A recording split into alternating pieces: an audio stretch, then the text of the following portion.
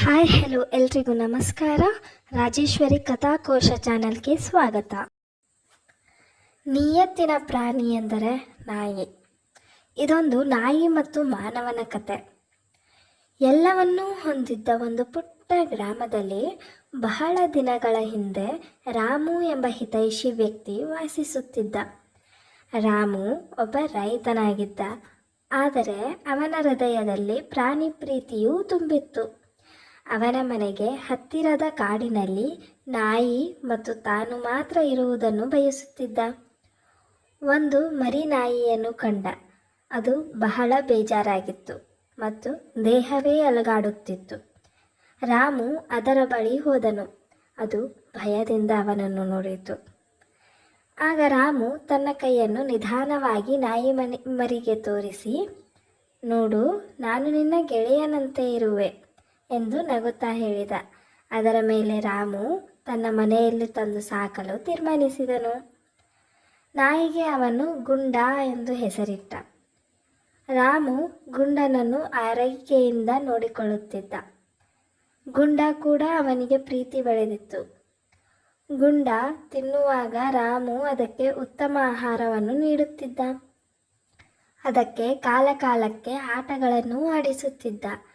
ಕಾಲ ಕಳೆಯುತ್ತಲೇ ಗುಂಡ ಈಗ ದೊಡ್ಡ ನಾಯಿಯಾಯಿತು ಮತ್ತು ಆ ಕುಟುಂಬದ ಭಾಗವಾಯಿತು.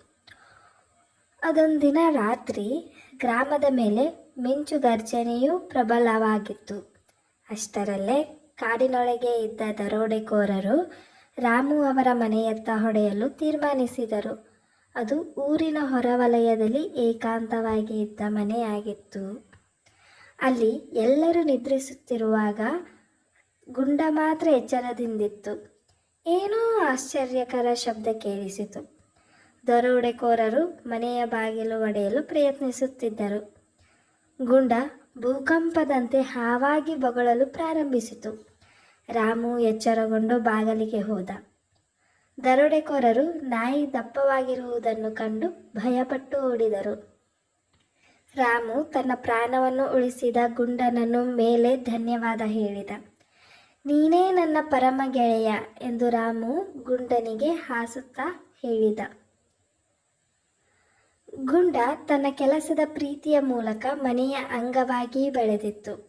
ಇದು ಕೇವಲ ಒಂದು ಪ್ರಾಣಿ ಮಾತ್ರವಲ್ಲ, ಅದು ಒಂದು ನಂಬಿಕೆ, ಒಂದು ಪ್ರೀತಿ. ಸಮಯದ ಜೊತೆಗೆ ಗ್ರಾಮದ ಜನರು ಗುಂಡ ಮತ್ತು ರಾಮು ಅವರ ಸಂಬಂಧವನ್ನು ಅರ್ಥ ಮಾಡಿಕೊಂಡರು. ನಾಯಿ ಮತ್ತು ಮಾನವನ ನಡುವಿನ ಸಂಬಂಧದ ಮಹತ್ವವನ್ನು ಈ ಕತೆ ಸೂಚಿಸುತ್ತದೆ.